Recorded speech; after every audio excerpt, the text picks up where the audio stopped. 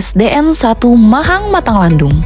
Sekolah kami berada di sebuah desa sederhana penuh kehangatan, sekitar kurang lebih 11 km dari pusat kota.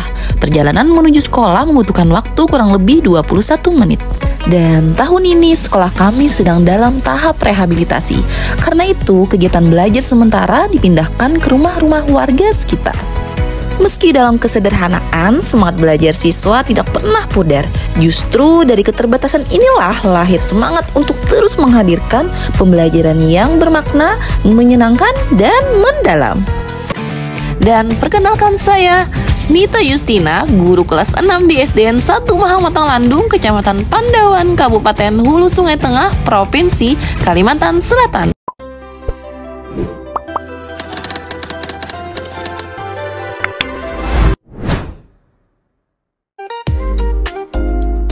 Rasio, bagi orang awam, kata ini mungkin terdengar asing. Terus, apa sih sebenarnya rasio itu? Apalagi di desa biasanya cukup dengan penjumlahan atau pengurangan saja. Nah itu, banyak siswa merasa rasio itu tidak penting untuk dipelajari. Padahal, rasio sangat dekat dengan kehidupan nyata. Itulah sebabnya penting bagi guru untuk menghadirkan pembelajaran matematika yang nyata, kontekstual, dan bermakna. Pembelajaran mendalam tidak hanya berfokus pada 3 pilar utama, yaitu mindful learning, meaningful learning, joyful learning. Tetapi juga menekankan pentingnya kemitraan agar siswa dapat melihat langsung bagaimana rasio diterapkan dalam kehidupan nyata. Untuk itu, dalam praktik ini saya menghadirkan dan berkolaborasi dengan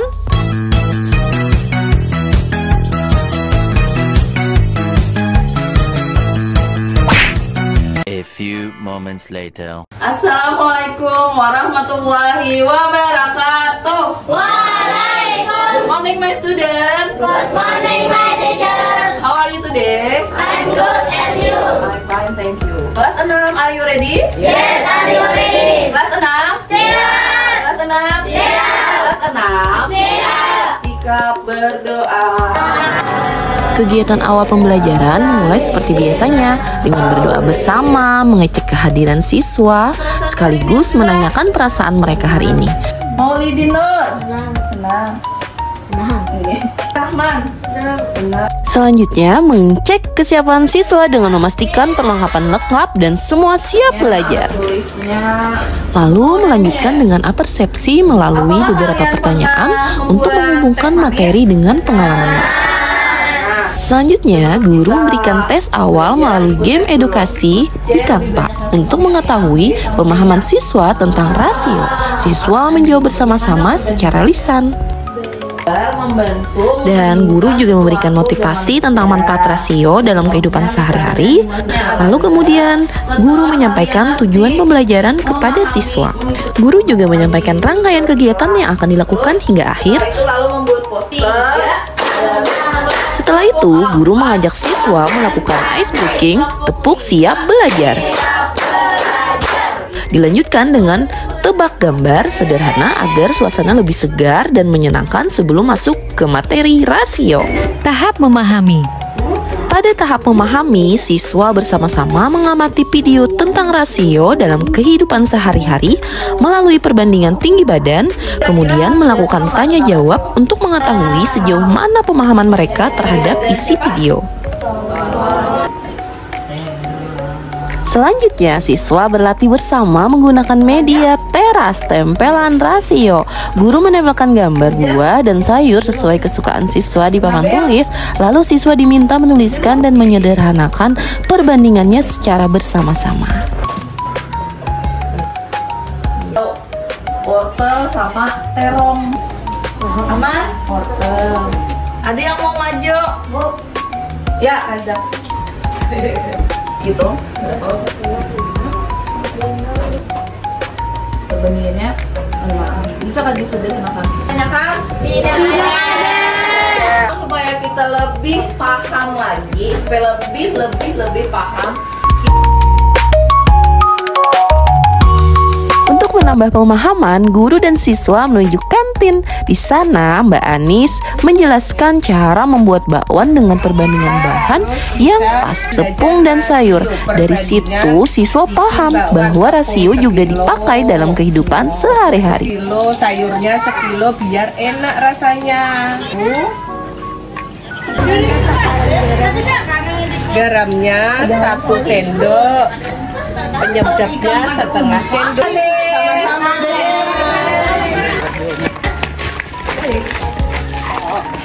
Kemudian lanjut siswa menuju perpustakaan. Ibu Nanda akan menjelaskan bagaimana rasio digunakan untuk membandingkan minat baca siswa dari berbagai jenis buku.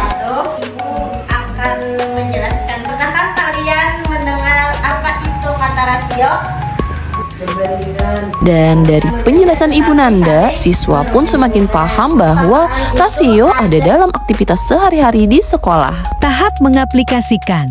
Pada tahap mengaplikasikan, siswa dibagi menjadi 2 kelompok, kelompok perpustakaan dan kelompok kantin. Masing-masing kelompok mendapatkan sebuah tablet untuk melakukan survei. Guru juga menyiapkan barcode Google Form, lalu siswa men-scan dan langsung mengisi survei sesuai topik kelompoknya. Setiap kelompok melaksanakan survei dengan mewawancarai teman kelas lain menggunakan Google Form. Kelompok perpustakaan menanyakan jenis bacaan yang disukai, sedangkan kelompok kantin menanyakan jajanan favorit siswa. Jajanan apa yang paling kamu sukai? Cerita novel atau pengetahuan fakta? Apakah kamu rasakan ketika membaca di perpustakaan senang nggak, Sami? Setelah survei selesai, siswa kembali ke kelas. Kemudian dengan Chromebook, tiap kelompok membuka hasil di Google Spreadsheet lalu menganalisis data dan menghitung rasio. Setiap kelompok kemudian menyajikan hasil analisis rasio dalam bentuk poster yang dibuat di Canva. Poster dibuat semenarik mungkin dengan menampilkan data survei, perhitungan rasio, serta kesimpulan kelompok, sehingga mudah dipahami dan enak dilihat. Siap. Sudah semuanya membuat poster? Sudah. Kalau sudah, kalian akan mempresentasikan hasil poster dan survei. Assalamualaikum. Kemudian presentasi. Di sini setiap kelompok menampilkan hasil karya poster di depan kelas, menjelaskan proses survei, hasil rasio, dan kesimpulannya. Lalu kelompok lain menanggapinya. Bagus. Good. Good job. Jadi, apakah ada yang ditanyakan tentang rasio? Tidak ada. Kenapa tidak ada? Tidak paham. Tahap merefleksikan. Pada tahap merefleksikan, siswa mengisi lembar refleksi tentang pembelajaran hari ini. Beberapa siswa dipilih secara acak untuk membacakan hasil refleksinya di depan kelas. Belajar hari ini senang, kamu pahami semua, terutama membuat rasio dan Kalian pahami adakah? tidak ada. Jangan lupa pemberian apresiasi kepada setiap kelompok atas kerjasama dan kreativitas mereka dalam menyelesaikan tugas, sehingga siswa merasa dihargai dan termotivasi untuk terus belajar. Sekarang kita menyimpulkan inti pelajaran hari ini tentang rasio, yaitu cara menuliskan, menyederhanakan, serta menerapkannya dalam kehidupan sehari-hari.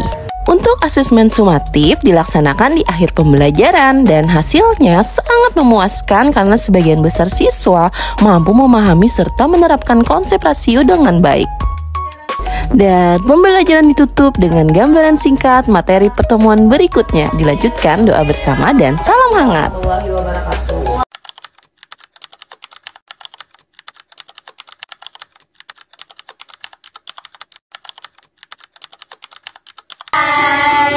Kami belajar tentang rasio. Bagaimana perasaannya? Senang, Terus apa lagi? asik, Lagi? seru, Seru. Terus apa? Paham lah. paham, Apa yang membuat seru?